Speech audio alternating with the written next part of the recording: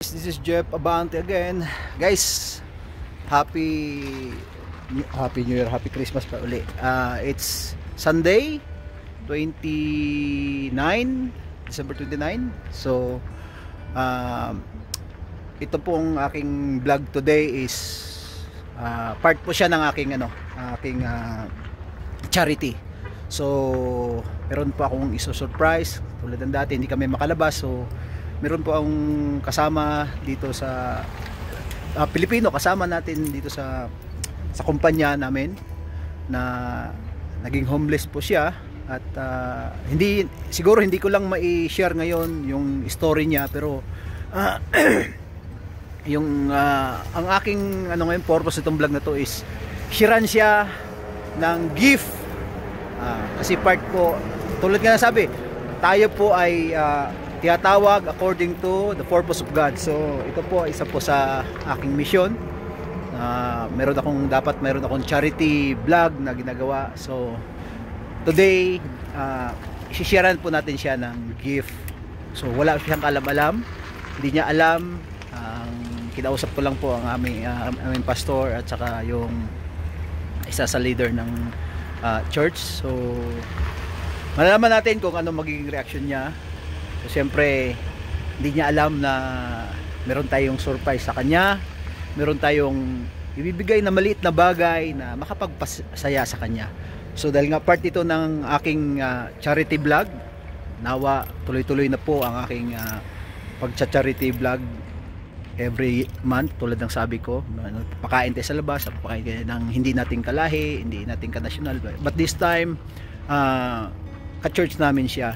At yun nga, hindi ko pa ma-share yung paano siya naging homeless at napunta dito sa amin, at nakikita ko naman na yung Panginoon nag-work naman sa kanyang buhay ngayon, nakikita ko. So this time share natin yung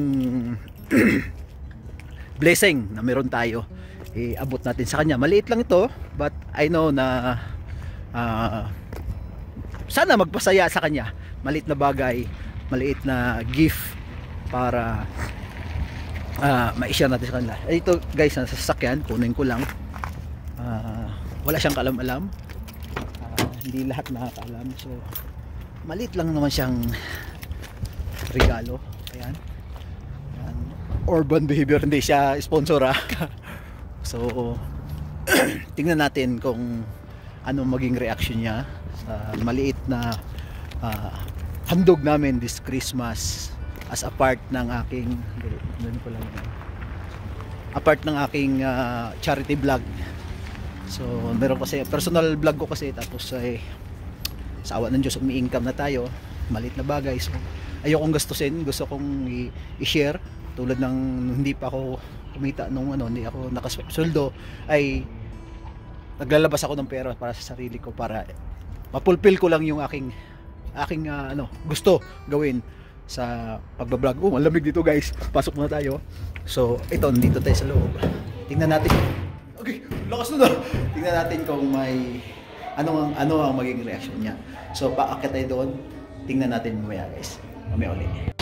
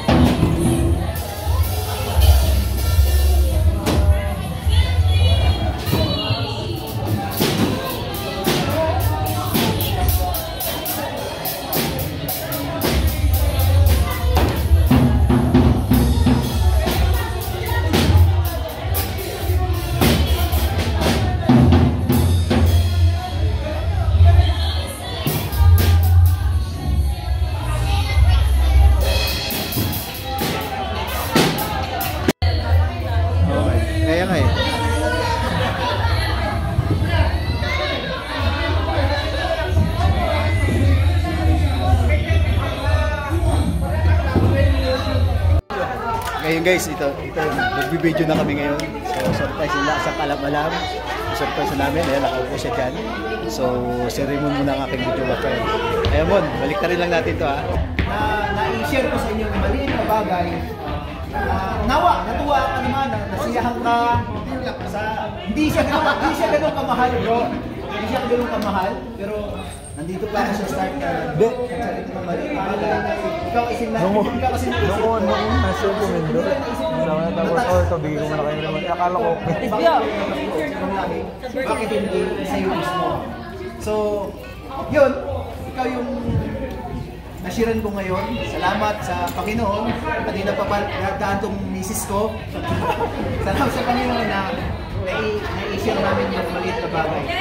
Next time, i-share mo naman kung bakit ikaw yung bakit kasi nabanggit ko sa starting na aking video hindi mo miss ka. Bakit? Diba? I-share lang natin. Hindi para hiyain ka, kundi para matutunan ng mga parating ng mga butcher sa trabaho sa Canada na dapat hindi gawin ang mga bagay na magpapahamak. Yun, di ba? Bro, ano bang ma-share mo? Kahit konti lang.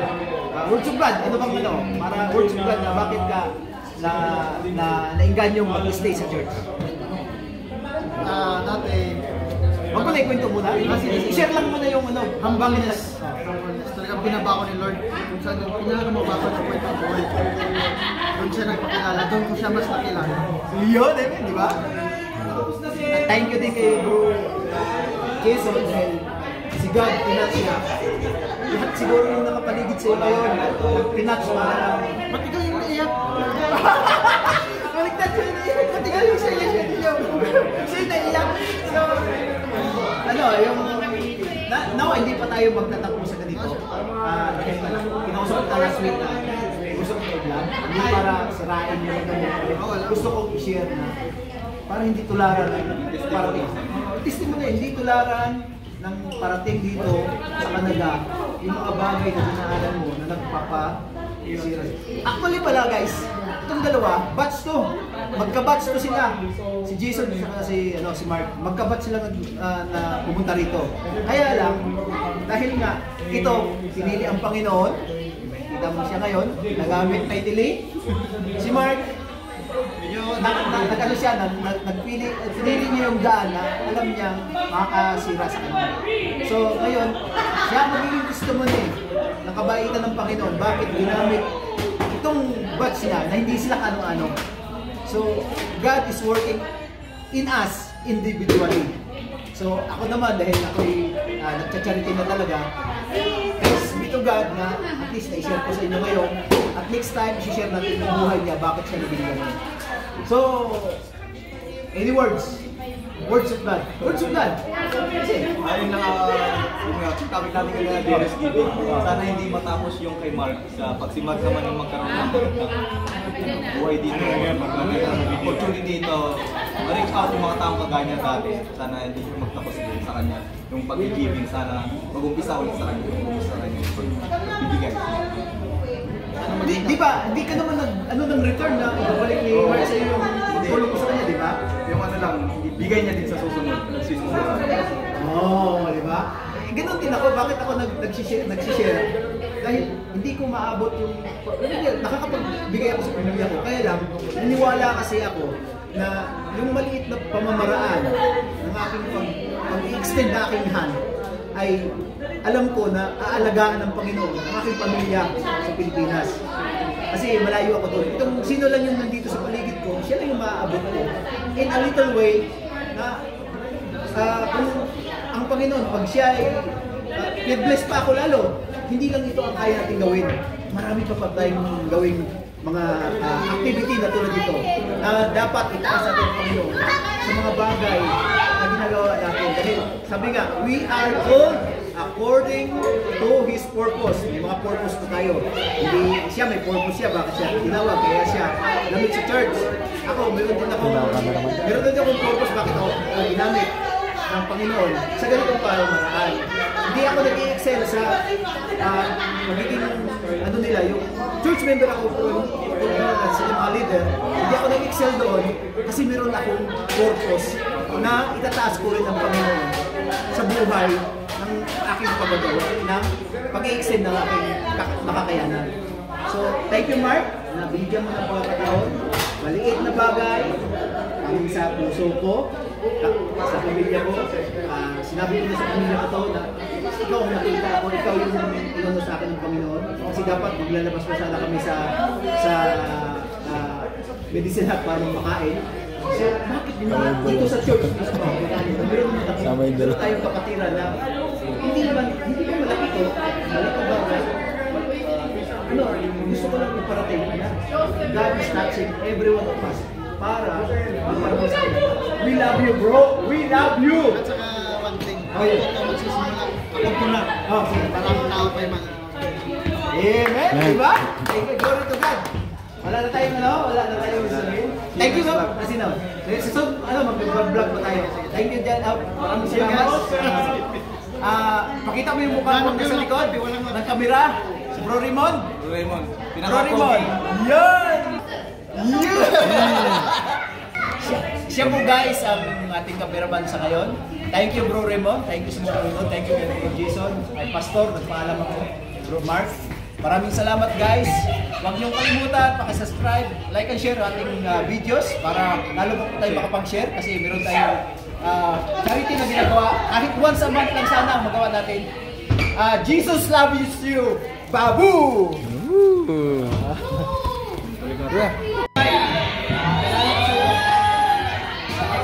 Kapag yan! Kasi nga nilang Mark, tingnan mo.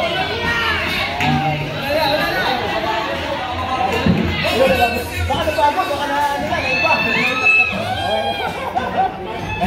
Yun na guys. Bigyan natin ang regalo si Mark. Panoorin nyo lang yung ibang video.